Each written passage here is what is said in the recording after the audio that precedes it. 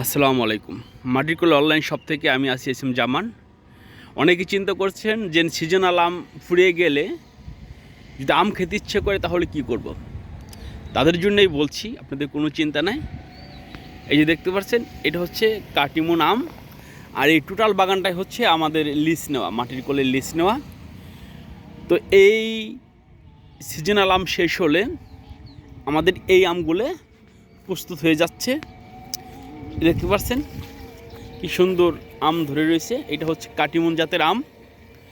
এরকম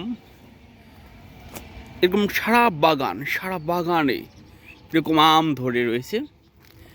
কতটা আম ধরেছে, আবার কত জায়গায় দেখতে পাচ্ছেন মুকুল আসছে। অতএব আপনাদের যারা আম ভালোবাসার মানুষ, যারা আমকে ভালোবাসেন, তাদের জন্য কোনো চিন্তা নাই। আমাদের এই মাটির কোলে অনলাইন শপে সারা বছর পাবেন আপনারা মিষ্টি, রসালো, সুস্বাদু আম।